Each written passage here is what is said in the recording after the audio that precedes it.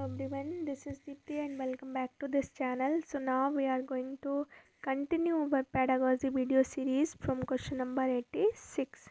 Okay, so let's start this video. So which is question is कौन सा सीखना स्थायी होता है। आपसे ये पूछा जा रहा है कि जो भी लर्निंग का प्रोसेस हम करते हैं वो कौन सा स्टेबल होता है, रट कर, सुन कर, समझ कर या फिर देख कर।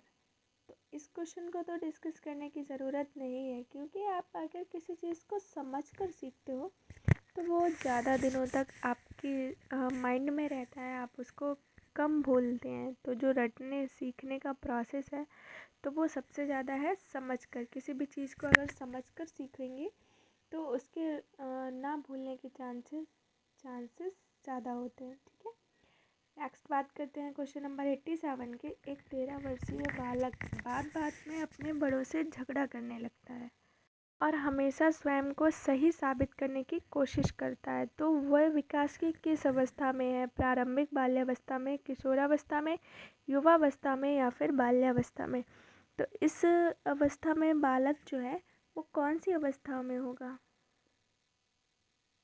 तो समझने की ज़रूरत है बिल्कुल कि ये बच्चा जो है वो किशोरावस्था में होगा, जहाँ पर वो खुद को सही साबित करने की कोशिश करता है। Come to question number 88। निम्नलिखित में से क्या बच्चों की सृजनात्मकता के विकास में सहायक नहीं है? खेल, भाषण, लेखन या फिर निर्माण संबंधी क्रियाएं। तो निर्माण संबंधी क्रियाएं बच्चों की सृजनात्मकता, क्रिएटिविटी को डेवलप करने में जो आपके कंस्ट्रक्टिव एक्शंस हैं वो हेल्पफुल नहीं होते हैं। Come to question number 89। शिक्षा में फ्रावेल का महत्वपूर्ण योगदान था किस चीज़ का विकास किया था फ्रावेल ने? आपसे ये पूछा जा रहा है। व्यावसायिक स्कूल का, पब्लिक स्कूल का, किंडरगार्टन का या फिर लैटिन स्कूल का? तो फ्रावेल ने किंडरगार्टन पद्धति के जो आपके स्कूल्स हैं उनका डेवलपमेंट किया, उनको स्टार्टअप किया था, या मान लीजिए उस किंडरगार्टन स्कूल्स में फ्रावेल का महत्वपूर्ण योगदान है। Come to question number 19। निम्नलिखित में संश्लेषण सिंथेसिस का उदाहरण है? क्या चीज़ है जो सिंथेसिस में आती है? निबंध लिखना, भाषण देना, प्रमेय सिद्ध करना या फिर चित्र रंगना? तो इसमें सिंथेसिस में आएगा आपका किसी भी थ्योरम को प्रूव करना। ठीक है, प्रमेय सिद्ध करना। Come to question number 91। बालक के शारीरिक व प्रक्रियात्मक विकास की दशा होती है। अब आपसे ये पूछा जा रहा है कि बच्चे का जो फिजिकल डेवलपमेंट होता है वो किस कंडीशन में होता है? सिर से पैर और शरीर से बाहर से मध्य की ओर, सिर से पैर तक या शरीर के मध्य से बाहर की ओर, पैर से सिर और शरीर के बाहर से मध्य की ओर, या फिर पैर से सिर और शरीर के मध्य से बाहर की ओर? तो जब डेवलपमेंट होता है वो सिर से पैरों की तरफ होता है और शरीर के अंदर से बाहर की तरफ होता है। ठीक है, आपको ये चीज़ याद रखनी है। Come to question number 92। बालक का विकास परिणाम है किस चीज़ का? वंशानुक्रम का, वातावरण का, वंशानुक्रम और वातावरण की अंतर प्रक्रिया का या फिर आर्थिक कारकों का? तो ये ऑप्शन हो जाएगा आपका वंशानुक्रमक और वातावरण दोनों की अंतर प्रक्रियाओं का परिणाम होता है किसी भी बच्चे का development. Come to question number 93। परीक्षा के स्थान पर सतत और व्यापक मूल्यांकन गुणवत्ता मूलक शिक्षा के लिए अधिक उपयुक्त है, क्योंकि इसमें संज्ञानात्मक क्षेत्र का मूल्यांकन किया जाता है, सह संज्ञानात्मक क्षेत्र का मूल्यांकन किया जाता है, मूल्यांकन सतत एवं व्यापक क्षेत्रों का होता है, या फिर सभी? तो यहाँ पर आपका ऑप्शन हो जाएगा सभी। Option 4 is correct. Now come to question number 94। प्राथमिक स्तर पर मातृभाषा में शिक्षा देना बेहतर है, क्यों? क्योंकि बच्चों में आत्मविश्वास का विकास होगा, अधिगम को सरल बनाएगा, बौद्धिक विकास में सहायता करेगा, या फिर प्राकृतिक वातावरण में बच्चों को सीखने में सहायता करेगा। तो मातृभाषा में, मदर टंग में आप जब बच्चों को एजुकेशन हो देंगे तो वो सबसे ज़्यादा जो उनका नेचुरल एटमॉस्फेयर है उसमें सीखने की कोशिश करेंगे और ये उनके लिए हेल्पफुल होगा। Come to question number 95। श्याम पट्ट पर लिखते समय सबसे महत्वपूर्ण क्या है?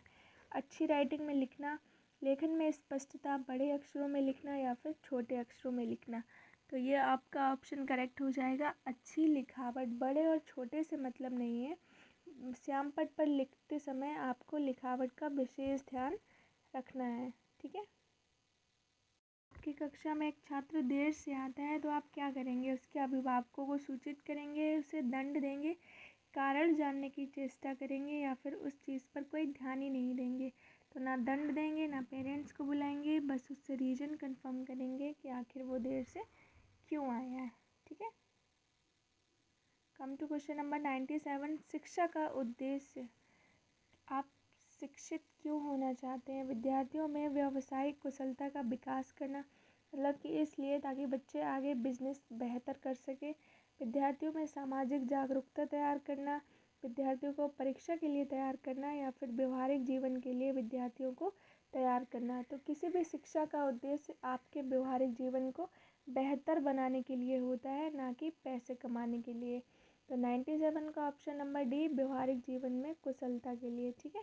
Come to question number 98। विद्यार्थी में अवांछित व्यवहार को परिवर्तित करने में सबसे प्रभावी पद्धति है। विद्यार्थी को दंड देना, मार के सुधार लेंगे क्या? बिल्कुल भी नहीं। अभिभावकों के ध्यान में इसे लाना, आप कितना भी कंप्लेन करिए उस चीज़ का कोई असर नहीं होगा। अवांछित व्यवहार के कारणों को ढूंढना एवं उपचार का प्रबंधन करना या फिर इसकी उपेक्षा कर देना, कि आप उस चीज़ को नेगलेक्ट कर देंगे कि हमें क्या है, ये बने चाहे बिगड़े, हमें उसे छोड़ देना चाहिए।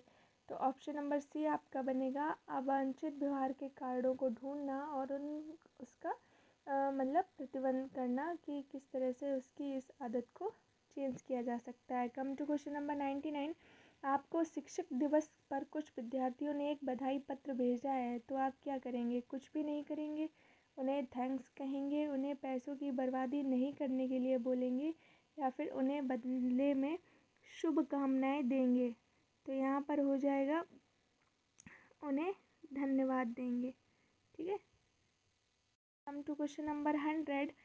जब एक विद्यार्थी असफल होता है तो समझा जाता है कि पद्धति असफल है, शिक्षक असफल है, पाठ्य पुस्तकें असफल है या फिर यह व्यक्तिक असफलता है। तो जब विद्यार्थी असफल होता है तो यह एक व्यक्तिक असफलता होती है। ठीक है। आज की वीडियो में बस इतना ही, क्वेश्चन नंबर 100 तक ही। मिलते हैं अगली वीडियो में। Till then keep watching, keep learning.